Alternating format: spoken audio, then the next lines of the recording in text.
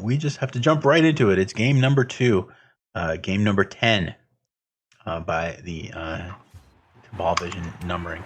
And we're just in time for the opening kickoff. Dwarfs get a blitz, but it's a very deep kick, so really all they're going to get to do is an extra block or so. They're basically getting a perfect defense where they can't shift their LOS and getting a blitz for it. That's all. That's what perfect defense. That's what a blitz is usually most for dwarves. Yeah, it's still fine. He'll just base a bunch of people, throw his guard. He's got a huge guard advantage in this matchup, and he'll just throw all his guard into the fight.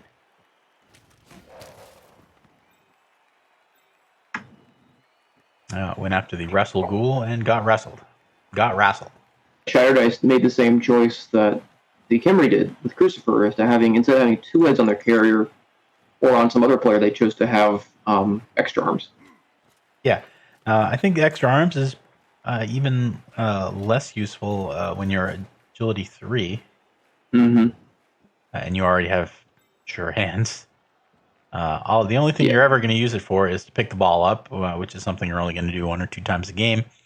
And it turns a 1 in 9 into a 1 in 36. So yeah, it sounds good, but it's going to matter on 3 dice rolls every 36 pickups, and it would be more impactful on the runner you would field if you built some defensive specialist runner. It would oddly be more impactful there, as it would give you a chance to recover on defense.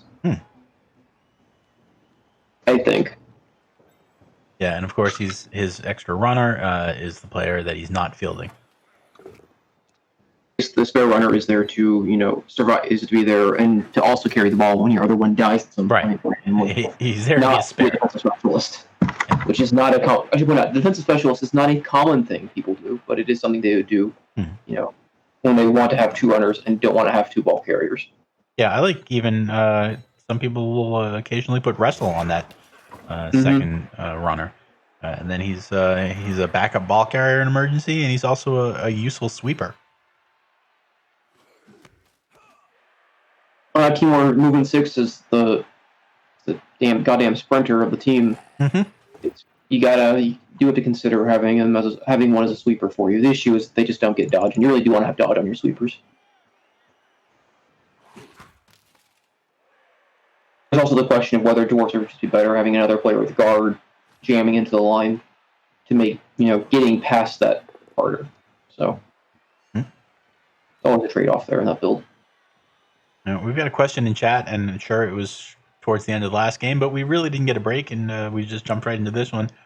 Poor Mr. Bleeding Hippie questions the decision to play Bretts. Now, we saw 3 out of 16 teams in this tournament are Bretonnians. Mutations not that great for them,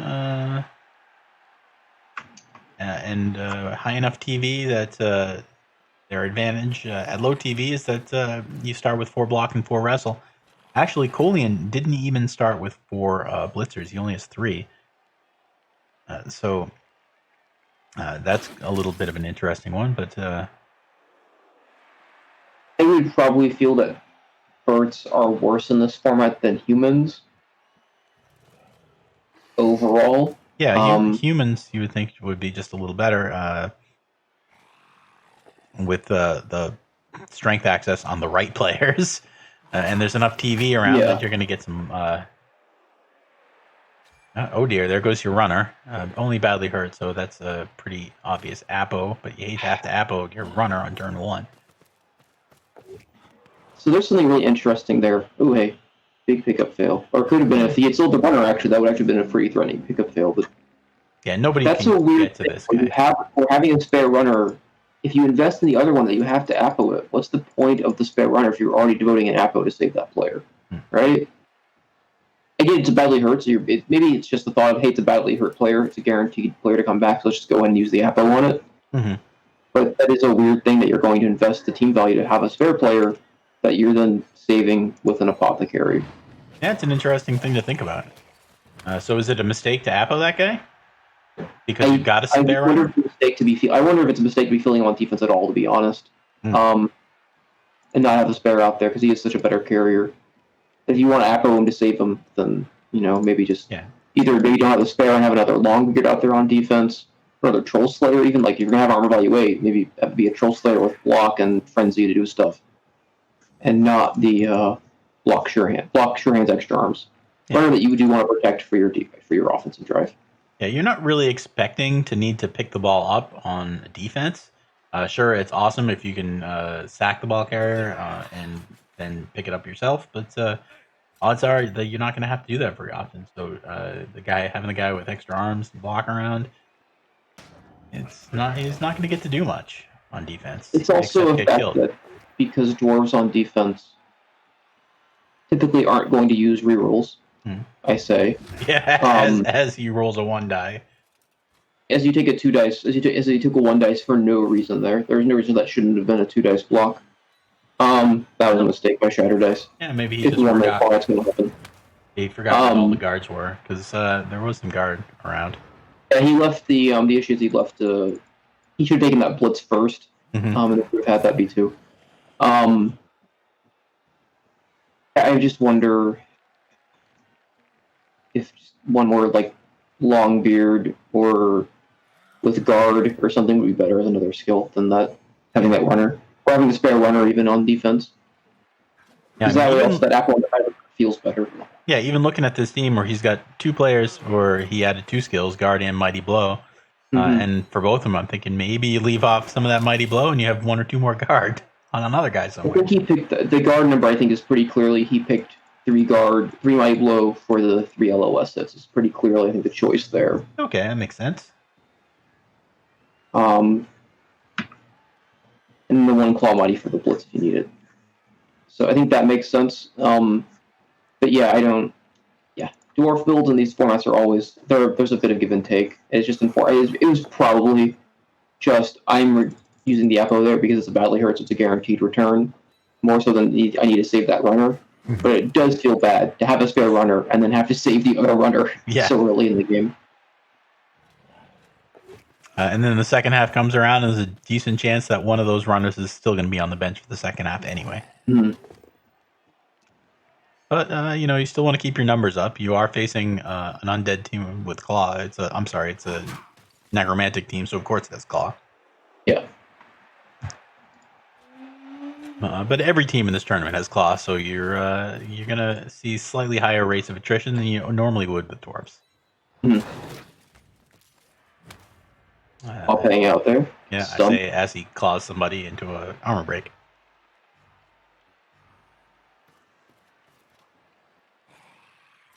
I'm really pushing the turn timer here. Ace's pickup not to fail. Yes. Like, real bad. A failure there is pretty brutal. Well, Troll Slayer can reach him. This Longbeard is free, but he's only a Longbeard. And the rest of these guys can get free if you're able to knock over a Flesh Golem, but of course stand firm means you can't push them away. Yeah, Flesh Golems are in good spots here. They're going to be really annoying for him to get off of. If you do knock this Flesh Golem over, that's really good because a lot of dwarfs can now dwarf off to the right. But as long as this Flesh Golem can hold up, and maybe it's just 2 or 3 blocks if he can survive them, that becomes really strong for the Necro. Because next turn, you have a ghoul with the ball who can move all the way forward if he so desires. It's going to be pretty easy, and he's going to get a couple blocks on these guys on the right side as well. It's going to be pretty easy to get the ball secure next turn. Once. Got him first time. Yeah. And didn't need Claw there, but... knocked over, gets stunned immediately. Every time. Well, he did roll a 12 on the armor.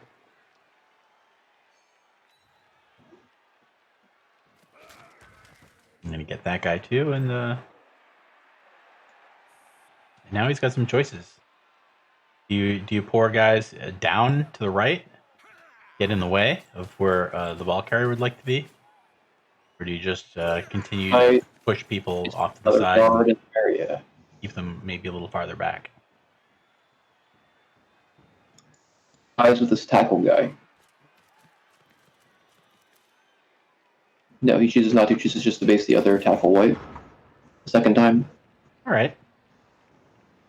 Not a lot of free players for Necro, and despite this big mass of guys, it's not clear to me how we can get too many more free. Maybe there's a chain push. You come in, you knock this guy down, push guy up here or something. But There's some chain pushes on, and the frenzy can definitely allow you some interesting chain pushes. He's a 2 dice on this long beard, and he takes that. At which point that opens up a follow and a pow. He can even need another 2 dice on the guard, with which a pow generates a chain.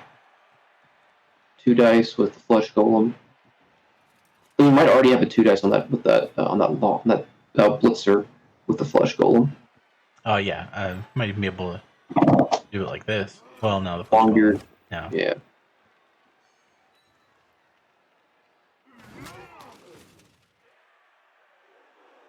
All right, these players both have guard, so this should be 2 dice. But this guy won't have a 2 dice block yet.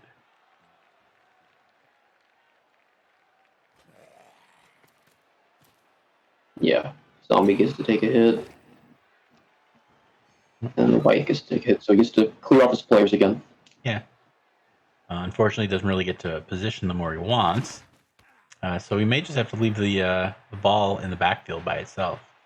The real trouble here is it's going to be another turn, I think, where the werewolf just isn't going to have a blitz. No.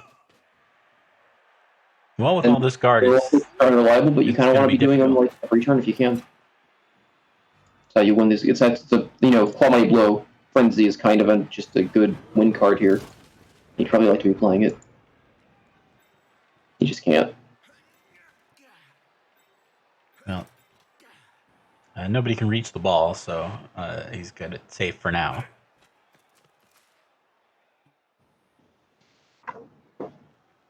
Very different offense than what we saw with Crucifer, who was... I mean, Necro don't have to do the same thing that Kimry do, but Crucifer was aggressively pushing his ball into the other half and leaving himself open. In this case, Diomed's decided to just kind of hang around the back, get into the fight for a while, and then push the ball later.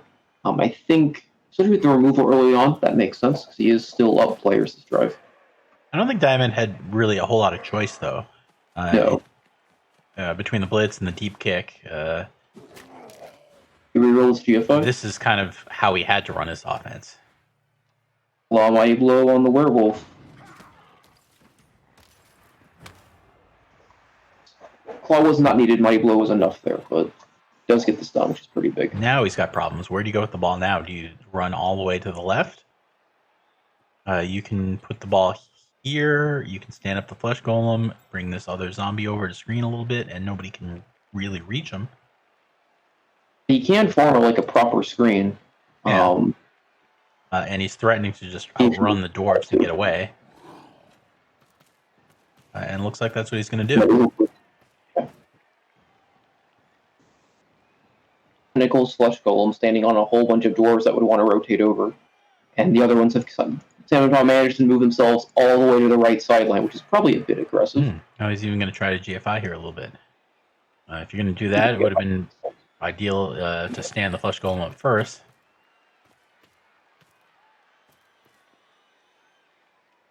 But now the flesh golem will go to this square.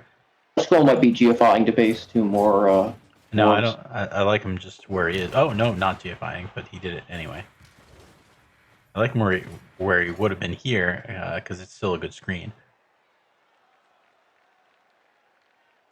This is going to be a scrum. Yeah, well, maybe you block this way with the flesh golem. You got only 8 seconds, 4 seconds to try and figure out how to block things with all this guard around. It's not easy. One dice pile there. I think he's going to push that flesh golem up. No, he's going to stand firm. No, he's not. All right, now if you generate the 2 dice block for the fool, who can blitz himself free. Though those pushes aren't great. Though we can still, dodge. Possibly to then, yeah. Yeah, well, that's why you blitz, and then you're just going to run around. That is a blitzer, so he doesn't have tackle, but he decides to go the long way anyway, rather than cut the corner. Oh, and then just out of time. His flesh golems are in the way, his whites are in the fight, and his ghouls are freed up to act. So that's a pretty good place to be. Yeah, nobody's going to get to the ghoul who can run pretty far, and the dwarfs are in danger of just getting run away from. So it's a little ugly, but it could easily work. There is a 2 dice with the POW and the Flesh Golem. Unfortunately, wouldn't free anything up, so yeah. No, this is the one with block, and you're not dodging from him either. Hard for the dwarves to get into the throw in the ball next turn. So it's a pretty good steel switch here. Yeah, you can free up the Longbeard, but it's only a Longbeard, and he'll just get to here, which might be enough to threaten a potatoing ghoul eventually. The Sun on the White's pretty impactful, losing that guard player for the next turn in the fight and freeing up players. But the werewolf should be back in the play next turn. Yeah, I mean, he won't get to do an awful lot.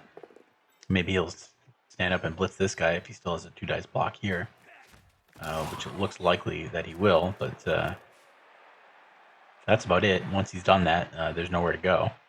Mm-hmm.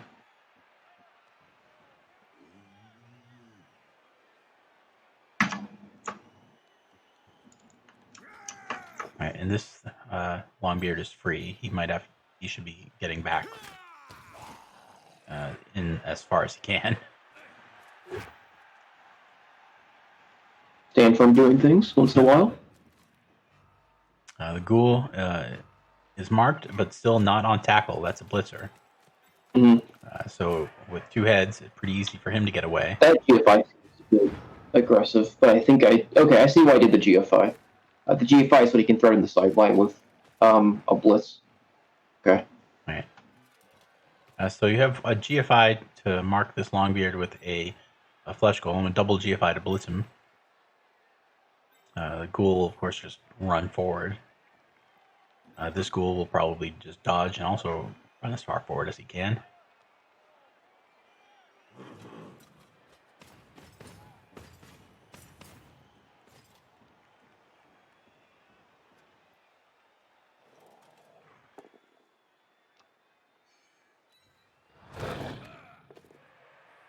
The power is pretty important here. Yeah. Which would have been pretty frustrating. Yeah, he does have space for the werewolf to come through here. He just doesn't have the movement to go very far. He can help shut off this blitzer because again, the blitzer will be free eventually when this guy dodges. Yeah, he might be considering a GFI to mark the blitzer even.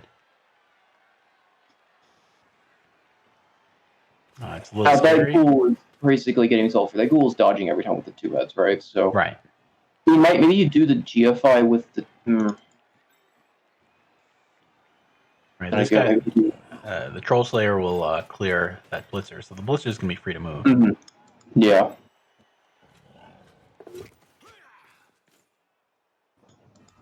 That actually, I might have just left the ghoul.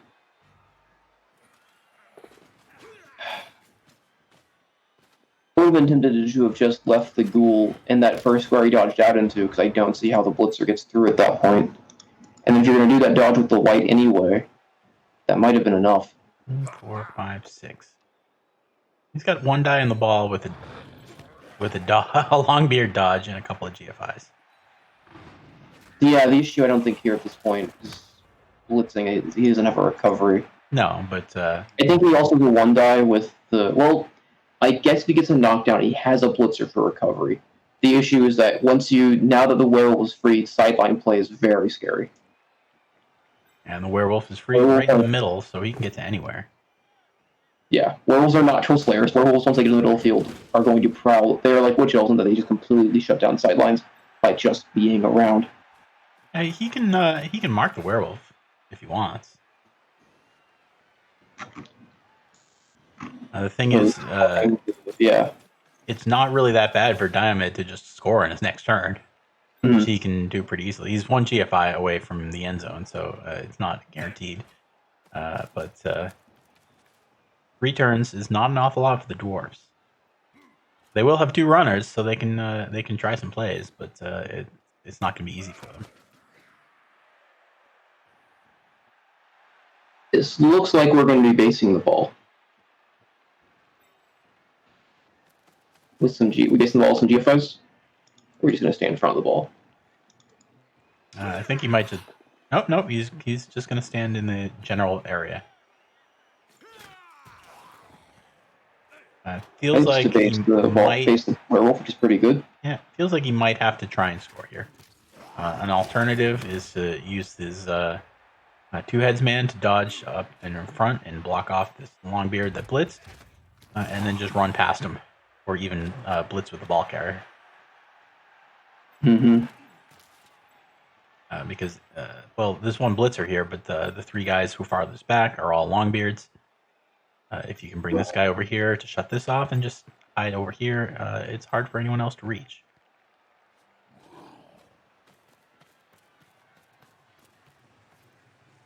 And he is going to try and stall.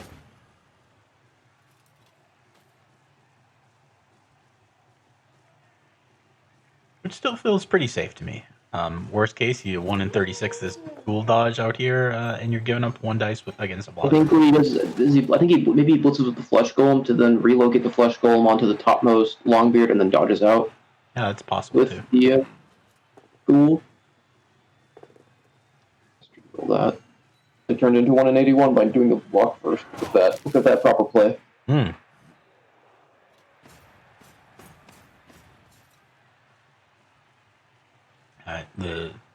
Having used the reroll means you can't risk anything fancy, but this is enough, right? You're not getting through this with dwarfs. This is all, again, to point out the difference with the earlier game where Khemri are kind of spooky in this because they just go, okay, I'm just going to blitz and base your carry because that's enough because I'm strength 5. Dwarves don't have that option. They don't have the option to just be scary with the ball basing. You're just looking like, you're strength 3, I'm just going to remove you. I don't care. Especially with Wrestle, they're not scary at all as a player to base your carrier. Yeah, and the whole dwarf team is now basically out of the game. Mm-hmm. And if you have to score next turn, yeah, so what? Give them 2 turns. It's not really all that scary. I mean, of course, yeah, you'd love to give them just 1, but if there's really any significant danger, it's not a problem to give them 2. All told, the offense has gone exceedingly well for Diomed, to especially come out of this so far with no casualties to speak of. Yeah. No losses on either team, really.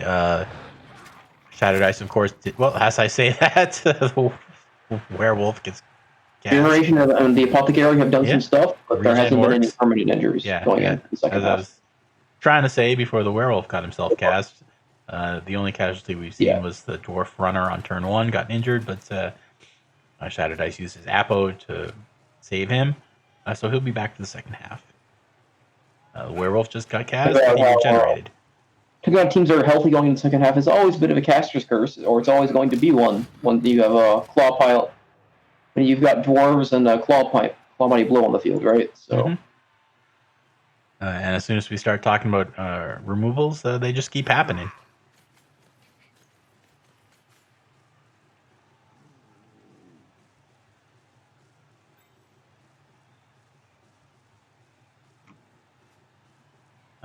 You'd love to make a GFI here to base this guy, but it doesn't really accomplish much.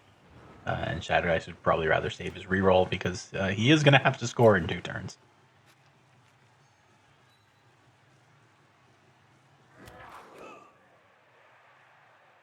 If Diomed is feeling rowdy, he can even try and set up a little bit of a screen, blitz the flesh golem free, and then put a couple of guys around where the ball is and hope.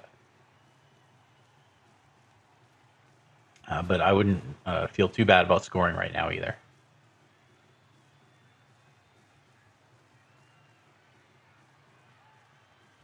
Maybe you do this blitz and see what the result is. Pals are really good, obviously. Oh, an injury? Sure, we'll take that. This next game, all right, Shattered Ice can't Apo that. His Apo is gone already. So he'll still have 11, but I think you'd rather have another guard Longbeard than an unskilled runner on the field.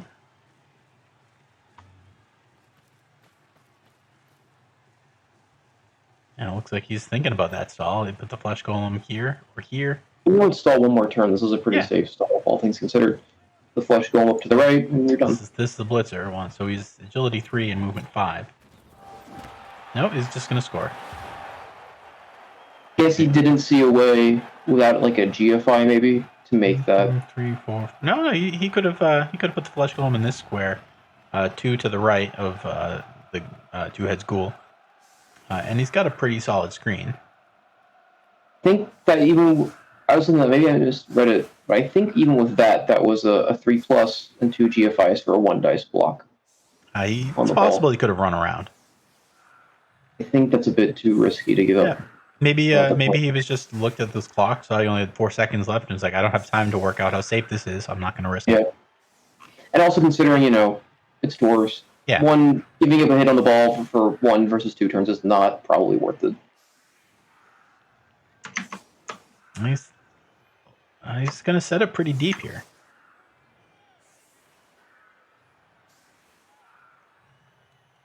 Not sure I like giving up this much space.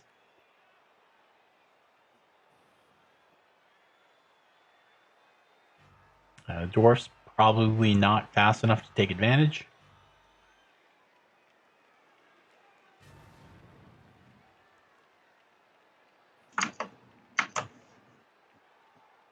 And it's going to take some GFIs. Oh dear. Having a second runner is impactful because you do just need to have a runner up the field ready to go and catch the ball. Meanwhile, look back over the chat about a minute and a half, 2 minutes ago. We've got a whole bunch of raiders coming over from poor Mr. James Fantastic, who has gone offline again. That can't be a good sign for how things have gone for him. So commiserations if you've already been eliminated. Don't know. Let's see. Where is our bracket? Indeed, Jim has already been knocked out of the tournament, so commiserations to you. 3-1 win to Genie. That's probably a concession. 5 Cavs and a half. Oh, yeah. Okay. Hard luck, but when you have a tournament and give everybody claw, sometimes that's what you get. I would be curious to how different this would be if you said that everyone gets a mutation, but you can't take claw. Just because claw is kind of the mutation everybody takes. Completely overpowering. Yeah. As the mutation skill. Right. Not because mutations are bad, but mutations are built around usually finishing off a player's skill, right? Like 2 hits is good on players with dodge. Leap, then you take very long legs. You don't take very long legs and then you go, well, this will be a generally used skill, but like claw and 2 hits are probably the only 2 skills that are just kind of good on players generally. Yeah, well, when I was looking at all the teams at the very beginning of the stream, I was like, okay, everybody's going to have claw. And then what kind of builds do you use for your second mutation? And there aren't really a lot of ideas. 2 heads on ball carrier. Strong guys and 2 heads are extra on carrier, right? Right, tentacles on the big guy. And that's mostly what we've seen is everybody with the big guys put tentacles on it. Even Necro, who really all they have is strength 4, they've gone with strength 4 tentacles. Because what the hell else are you going to do? I mean, tentacles. Not sure. Diomed may go this entire tournament and never have a single use out of tentacles. Yeah. Shattered Ice with his extra arms ball carrier, he could play the entire tournament, and extra arms may never do a thing.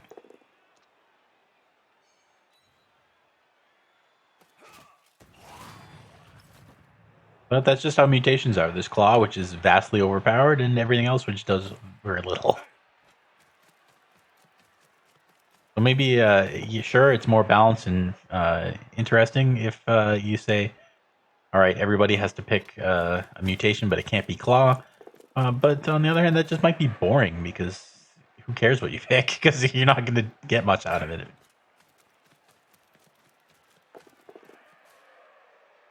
Anyway, Shattered Ice has made all the GFIs, and he's got guys who can score.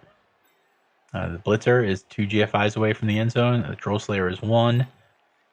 His other runner is 1. And I would expect Diomed to be able to shut this down just by piling a bunch of people in the way. He's got a block against the Troll Slayer, which will happen. Maybe you can then blitz one of the Agility 3 men.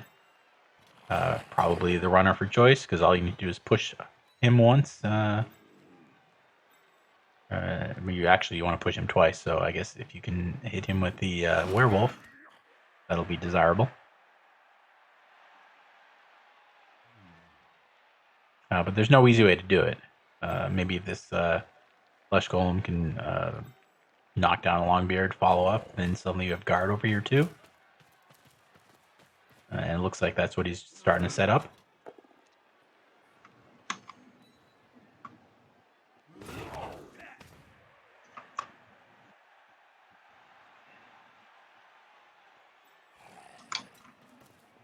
Longbeard can't score, so you might want to try and dodge this white at some point. Get him in the way of the Blitzer.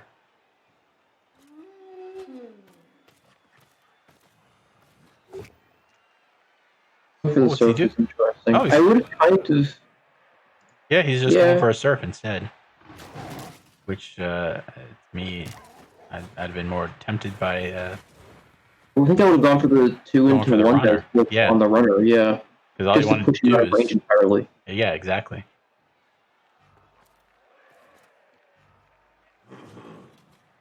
So the scoring threat now has to be the Blitzer, right? Like there isn't any other real scoring threat.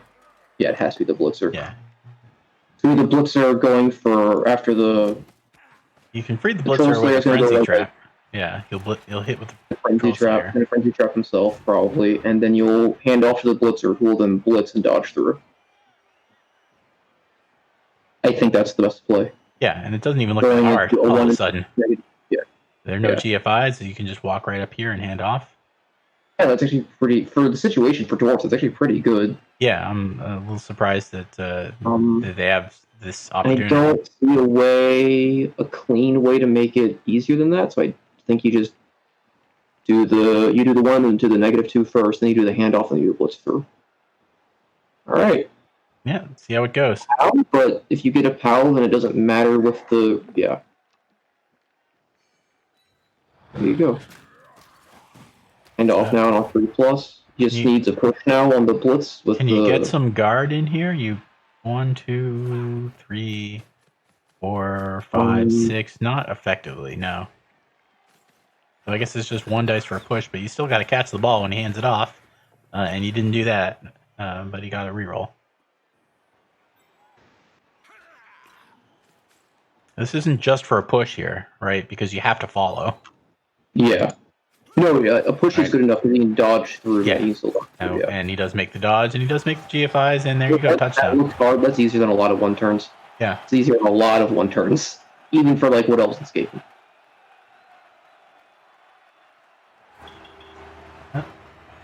So yeah, we said it would have been pretty comfortable defending that in 2 turns, but I think Diomed did not do a great job of it.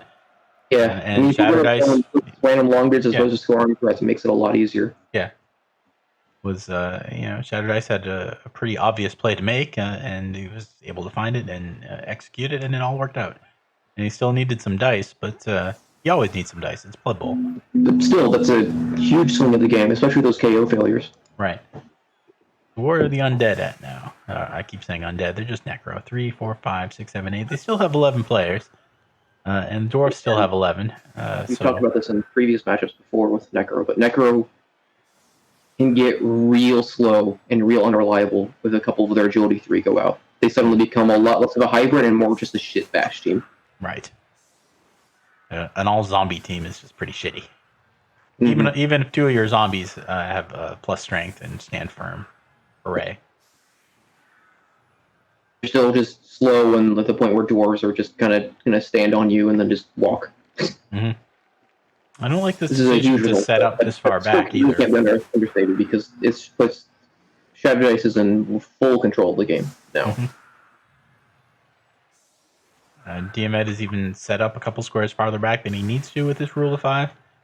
So dwarfs have a relatively easy path to make some early inroads. This offense could well devolve into just a big fight, but it's going to be a fight a couple squares deeper than it needs to be, which favors the dwarfs, I would say. Yeah, I would say that I think the issue with them getting into a fight is that what flesh golems are, again, kind of similar to guardians and mummies, is they're so good on defense because you really don't want to base them, and they're very happy to stand on a multiple dwarves. Mm-hmm. So quick step's pretty irrelevant here. You're already under the ball anyway. I don't think it really does anything except maybe move some guys up. Yeah, I think you'd probably rather have the ball on your other runner, but catching this kickoff would be fine. It's a catch, whatever. It's a free catch. It means your recovery's better, so it's okay. It also means that you can now potentially free up another block player with movement 6 to go around doing blitzes and stuff if you need it. And Shattered Ice is going to be pretty careful with the ball, so I assume that that runner is unlikely to get hit very often. So the fact that he doesn't have block should not be a huge problem. Ooh. Removals here, I mean, that's basically a death. Yeah. One removal on the line of scrimmage, and he's knocked down all 3 guys. Look at this huge amount of space. He can just set up a cage wherever he wants. A good example there of how regeneration is much, much worse in the second half than it is in the first half. Yeah. You can't power regen. Yeah. You can't power out. You can't use a KO to bring that guy back if it was a KO. I mean, this guy's basically dead. This is just a real Kaz. Kaz's in the second half for regen teams are real Kaz because there's a very real chance of that player never coming back again. And if anybody wants to run a slow, boring 8-turn offense and make sure he never comes back, it's dwarfs. Mm-hmm. And dwarves might not even do it intentionally. They might just kind of flounder the way. That's a good point. They're doing their best, but they're not fast. Very passive defense. Well, Shattered Ice didn't really show a lot of ambition to get forward, but if if Diomed is just going to shift his guys to the left and right a square, I think you can certainly move all the dwarfs a couple squares forward next turn. I feel like I would have wanted to have the zombie move, go full wide line with these zombies. I don't know why the dirty player is hiding, but it's a weird choice. The dirty player the dirty player, the zombie, now staying more centrally located, where the ghoul can more easily swap sides. The dirty player is effectively an unskilled ghoul at this point. He's never going to foul. Oh boy! Especially that he's now 2 men down. Yeah. I don't know if a passive defense like this is going to be good enough. If you were up one, fine. This is not going to cut it if you're going to be down 2 or 3 players this drive.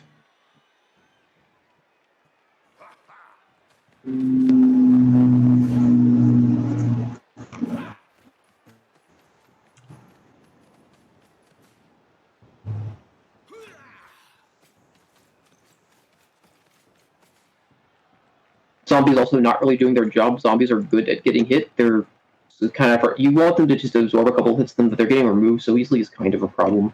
Yeah, they're very good. This is generally a pretty good matchup for them because they can isolate a Longbeard, just kind of hang out on for a couple of turns, and it's a much worse trait for dwarves to be sitting and punching zombies.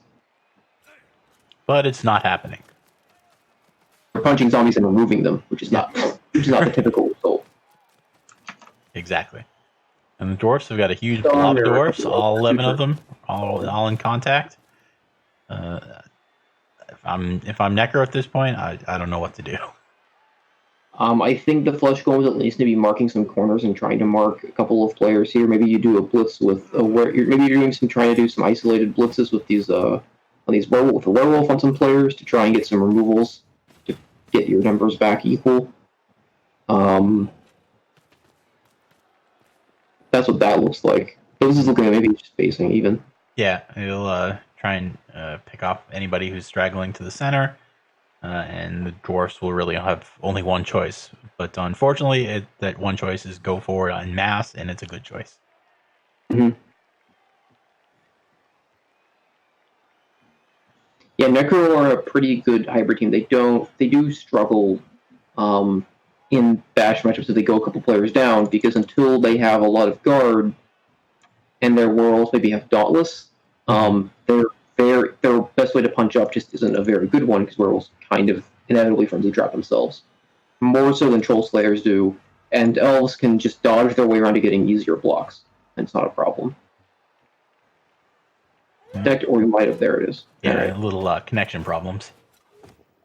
Mm-hmm.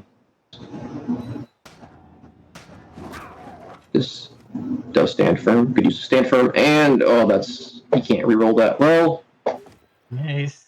Yeah, it didn't work. Yeah. Oh boy. So a little unlucky at a time where that. you have to get lucky.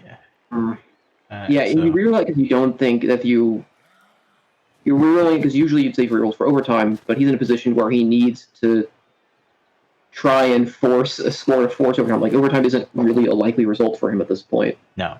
So he can't just be playing a safe, slow style of play to just get there. Yeah, that kind of moves with the ghoul, where you move them to one square, you're like, nah, not there. That's a thing that I do, and you'll see coaches do, and they're just like, this is all bad. I don't know, just do a standard screen, I guess. This is all garbage. you just kind of move it, and you're like, I don't know, this looks better. And you just you're internally going, no, this matters, but I guess this looks better. That's what that move was. That move where you kind of stutter the ghoul around a little bit. Because neither of those squares really matter. It just looks better there, I guess. Whatever. Yeah. This is pretty bad. You're getting a little desperate.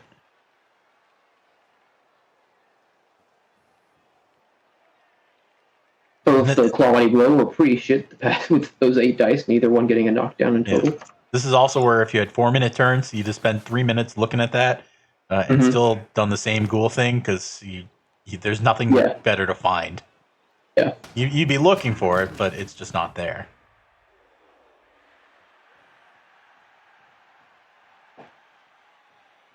He wants to move back towards the middle of the field here a little bit. So maybe you blitz the... Well, you've already blitzed, so never mind. Yeah. You'd like to hit the dirty player if you could, but you can't. Maybe you just stay where you are here. No, that is an interesting... I guess the ball is still safe. That is an aggressive play, and it does get the 1 dice pow, which is pretty big. That felt like not the play to make, but it worked out, so justified. Oh boy, and he gets all pows too. That's flash, flash, flash. Boy, oh boy. All right, and now he's out of time. Scaramanga is proud. All that still didn't really get him a path through unless he wanted to make some more dodges past the dirty player. So, ending his turn there is fine. But, yeah, I think if you gave... He's down to 3 agility 3. 1 has frenzy, and he wants to blitz with. 1 has guard and has no tackle, and the other is his ball carrier. Yeah. Like, it suddenly is really hard for Necro to put pressure on the ball. And recover. Install this guard in particular. Because it's also certainly going to require, like, the werewolf doing some dodges, then the white goes in, maybe. If you go over the white to provide a guard assist, remove some assists, then the werewolf does some -2 dice, and then the ghoul hits it, like it's going to be not fun. Yeah, well, there's no place to hit the ball from where you won't be touching a guard. So it's always going to be red dice. I don't like this. I don't like this zombie just standing around. Well, what else are you going to do? Oh, right into a skull. I feel like if you're going to get in this much contact, you kind of want to get into contact, but yeah, I guess you have to reroll that. I don't know. He's just not against a zombie that just isn't doing anything because you don't have the players. Oof. Yeah, he is, 3 men down all of a sudden? Yeah.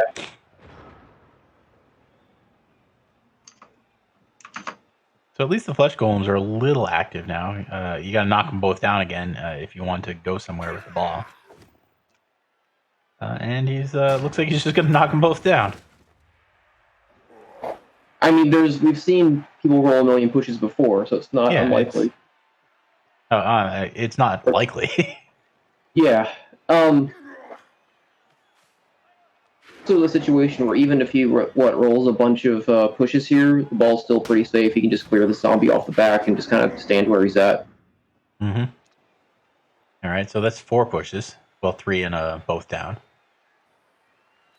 Stand firm, which I think is correct.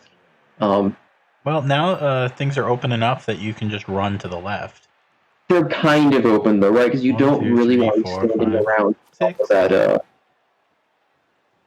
page standing right next to a flesh golem. No, If you but could,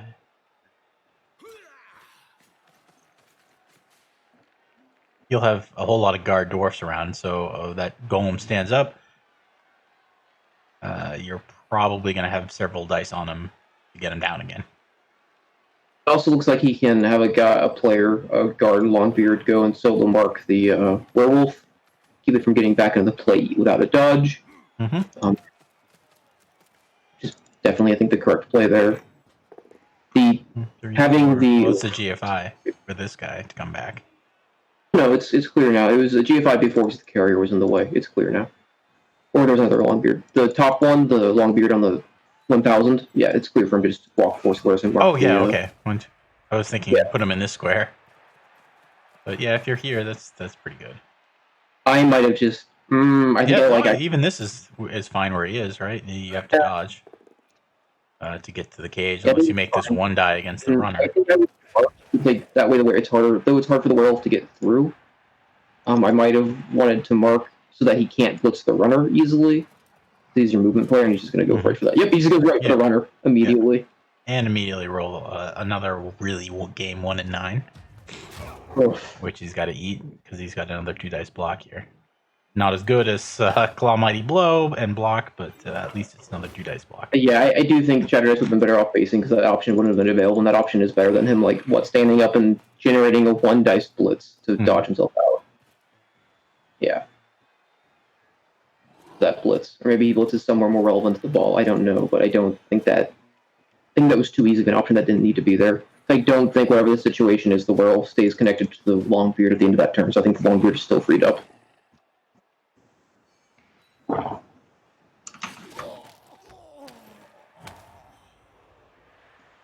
right, that does get the runner eventually, and that's nice that he's stunned, because it'll be a few turns before he can return to relevance.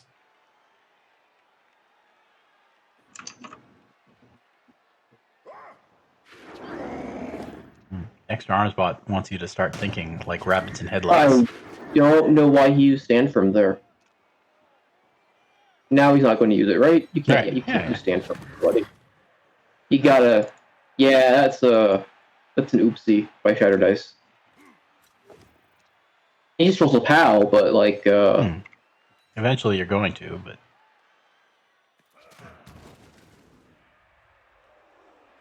And see, now there are only 3 other dwarfs free to move. The Flesh Golem can stand up and hit the ball, so it's got to go somewhere. Is he thinking about coming back to the right again? Looks like it. It's pretty obvious that's what he's doing. Yeah. Well, not far. He's just going to re-cage in the middle. So not really making progress here. Yeah. But he probably tag that ghoul with a tackle player to make it harder for him to maneuver, I think. Mm-hmm. Werewolf's going to be coming in next turn also, probably doing some frenzy stuff. Well, somebody's got to be the last cage corner. Okay, that's one of the Longbeards. The other one... At the cage corner up there, don't you see? Oh, that's easy enough. Maybe you want to go and tag this white at the top? Oh, the white's annoying, the ghoul could be annoying, the werewolf could be annoying. Tagging players at this point. Yeah. Blitzing is also pretty good. You're just going to 1 dice man. Yeah, he got 3 rerolls. Well, okay. He's looking to overtime. Chatterdice can afford to look to overtime the way Dio can't. Mm-hmm.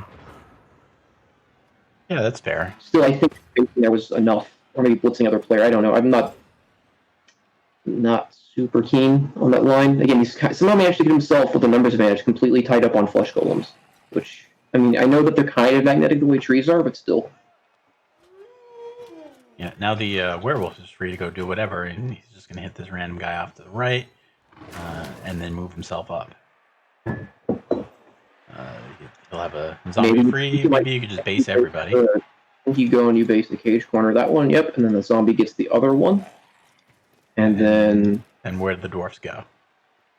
You've got a lot of dice on this flesh golem, but you got to knock him down pretty quickly, otherwise you're just in some serious trouble. If you do knock him down, you'll have plenty of people free to go do things. Bring If the you don't, guard right around to base the unskilled Longbeard, base the guard Longbeard with the zombie, and if you're going to base someone, maybe consider basing someone with the ghoul who doesn't have tackle, if you can find a safe way to do that as well. Oh, we even got a Val coming in. That's unexpected, but it worked. Sun is plenty. The white is free. You may keep him just free in the back. No, you're going to use him to base too. All right, dwarfs, what do you got? The concern here is that this Troll Slayer is freed to give himself a pretty easy way to clear the werewolf first, and you can block off this. Yeah, you can clear some other stuff off with some blocks. Yeah. Try and bring the ball up in this area to the right and forward with the Blitz with the Troll Slayer. Yeah. If you do it from this square, you won't be frenzy trapping yourself. You can even push him back this way. Every removal helps.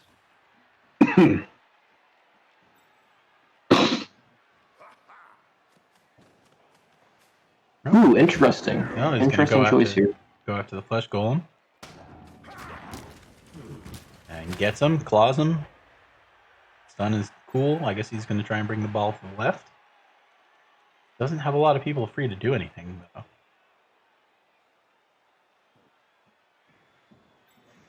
He will absolutely have to do it to base this necromantic werewolf with the down Longbeard to block him before the end of the turn to try and get that werewolf on the ground at least.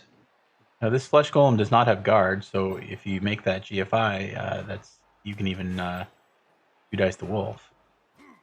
Mm-hmm. But he's got 3 seconds. He's got to find something, and with the flesh golem stunned, you can afford to base him.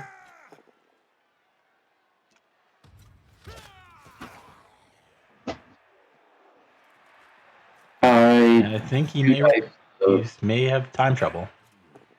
No, he's going to 1-die. Oh, boy. Knock him down. Boy. So, even 1-dice to base the ball. Oh, boy, oh, boy. More 1-dicing. House. Yeah. That's dirty. Jeez. Again, I feel like if Shadow Dice had a little more time, he might have made some different choices. But the ones he made all worked out perfectly. Yeah.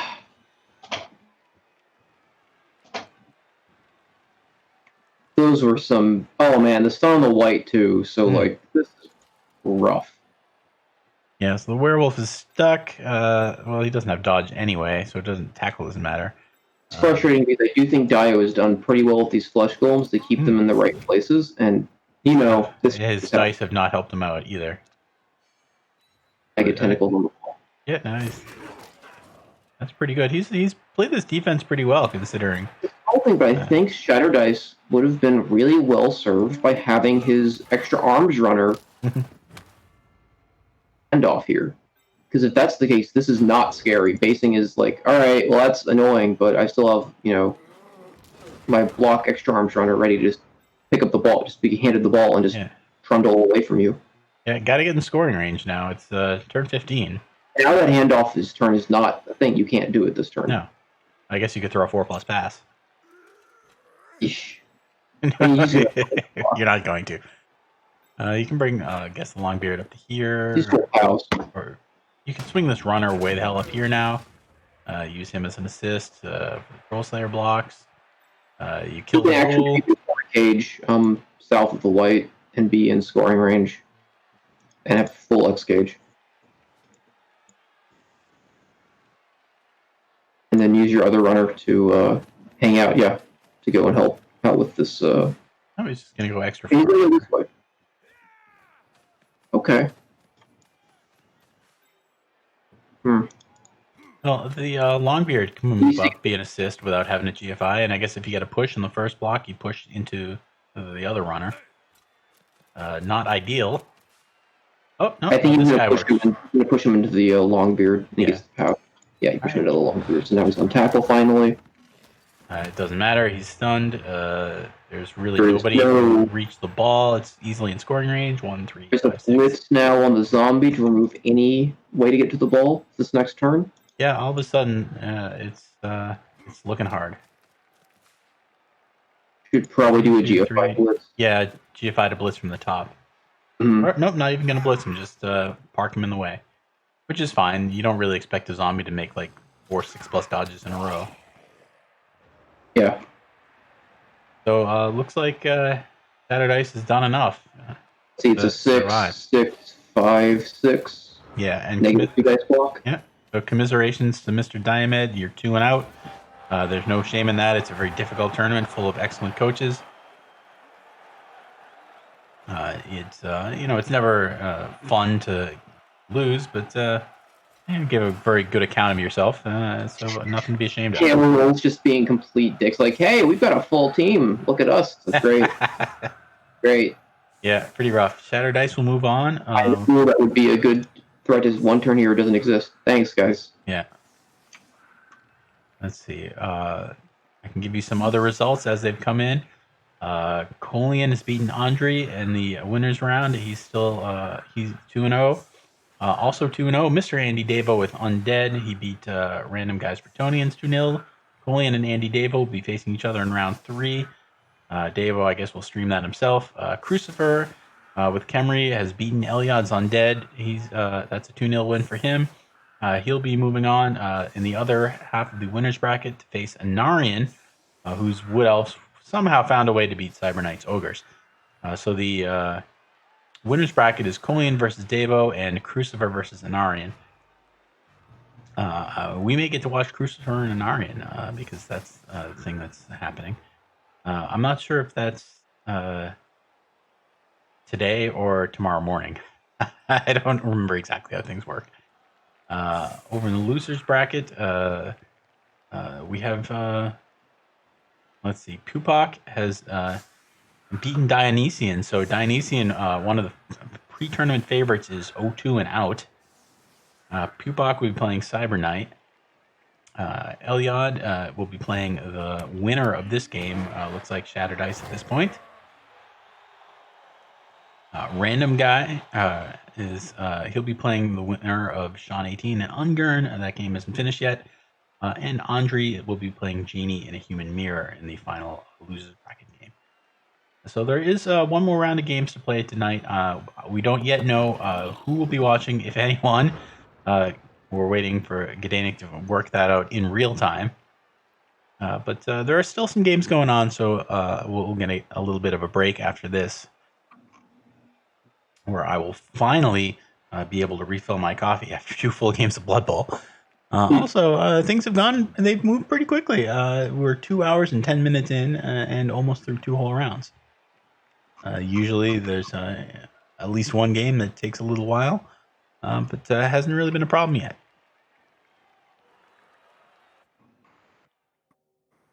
So there's that one. 19 armor breaks to 7. That's how you find out who won. A team with 19 is always going to have more points. So there you are. Congratulations, Mr. Shattered Ice. You are still alive. And to Mr. Diomed, commiserations again. 19 armor breaks and 58 blocks. Yeah. What's that, 1 and 3? And 8 removals on those. So pretty rough.